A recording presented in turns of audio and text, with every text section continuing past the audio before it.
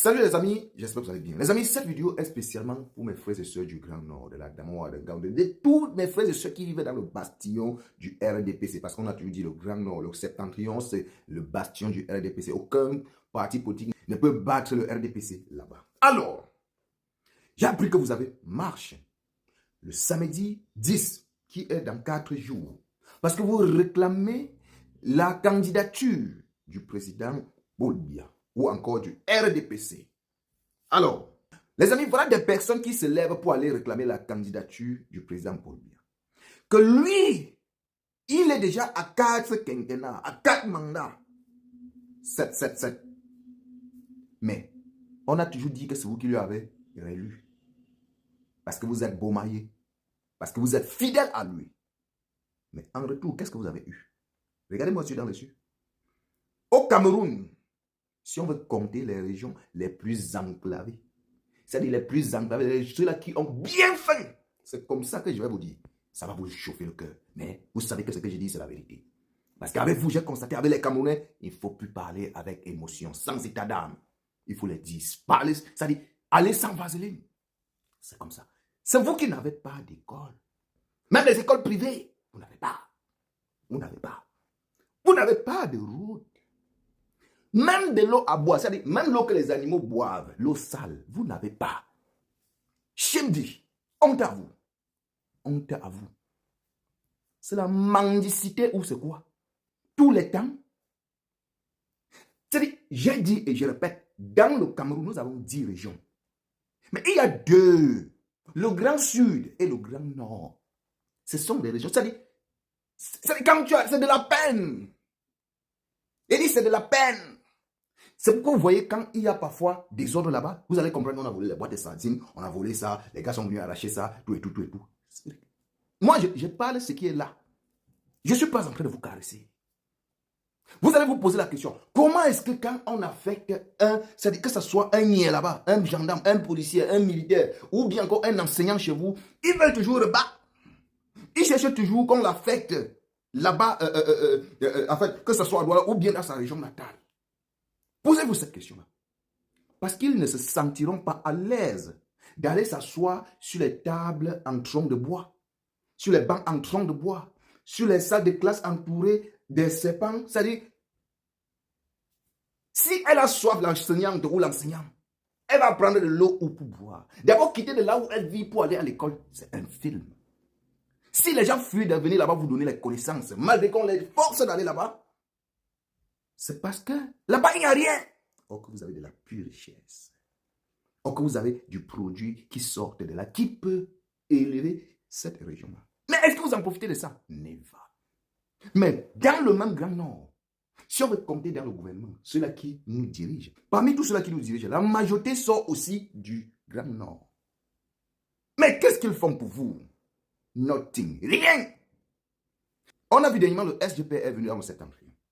Vous avez crié non, tous les années, tu viens encore comme ça nous enrouler et après partir, venir après 7 ans et tout. On a dit, au moins ils ont compris, parce qu'on dit dans la vie, on peut dormir tous les jours, mais on ne peut pas dormir toute la vie. On peut manger tous les jours, mais on ne peut pas manger toute la vie. On peut nous tromper tous les jours, mais on ne peut pas nous tromper toute la vie. On se dit que vous avez au moins compris. Mais le lendemain, après avoir fait votre one-man show, sans faire même 24 heures, même, ça n'a même pas fait 12 heures de temps. Vous êtes revenu en disant, non, le Grand Nord, le Septentrion, c'est le bastion du RDPC, on serait toujours fidèle au... on serait toujours fidèle au président Paul Biya, tout et tout. Parce qu'on vous a glissé l'enveloppe, on vous a encore sucé l'avenir de vos enfants et de vos petits-enfants. Vous êtes des lâches. Quand on va dire ça, vous avez dit que vous vous fâchez. Fâchez-vous, mais c'est la vérité. Vous allez vous fâcher, ça fait quoi? À qui?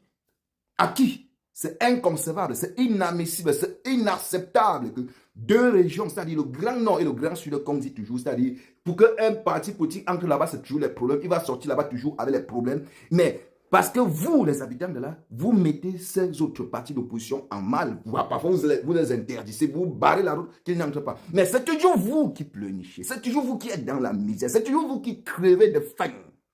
Quand on regarde dans le Grand Sud, quand il y a un petit désordre là-bas, on comprend toujours que oh, les boîtes de sardines ont sauté, les pains ont sauté, tout et tout, on a volé les boîtes de tomates, tout et tout.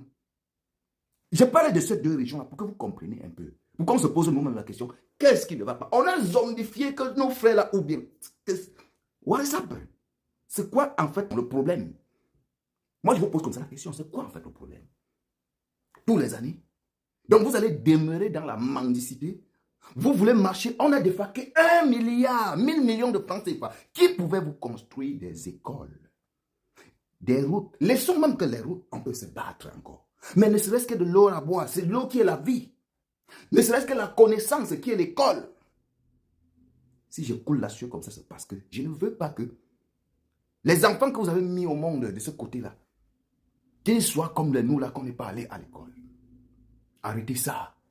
Arrêtez ça. Vous allez pleurnicher jusqu'à quand? Vous allez laisser la mendicité quand? Les frères du Nord, vous n'avez pas honte de dire que vous allez sortir marcher. Le président même lui-même, depuis que vous jacassez, lui, il ne sort pas, il ne fait pas sortir en disant que je suis président. Il tape, c'est comme il a l'habitude de taper. Parce qu'il y a ces bras droits là, les gens qui cachent la vérité là, qui viennent autour de vous, tout et tout. Je ne sais pas si vous, je ne sais pas, j'ai envie de me poser la question, qu'est-ce qui est vraiment, qu'est-ce qu'ils vous font même en fait? On a l'impression que vous avez fier, on a l'impression que vous êtes fiers de votre misère, de la galère que vous vivez au quotidien. On a l'impression que, et quand on va dire que vous vous comportez pas comme des êtres humains, vous allez dire qu'on vous insulte. Non, c'est quoi vous n'êtes pas des suiveurs. Vous allez être ceux-là que les gens vont aussi vous suivre. Vous méritez ça. Vous avez dans vos familles les futurs ministres que si eux, ils n'avaient pas, si l'avenir de tous ces enfants que vous avez à la maison n'avait pas été hypothéqué, c'est que vous avez des futurs ministres. Pourquoi pas des futurs présidents? Pourquoi pas des futurs directeurs généraux dans votre famille? Vous les avez. Les futurs médecins, les futurs professeurs dans vos familles, mais que leurs vies ont été déjà hypothéquées.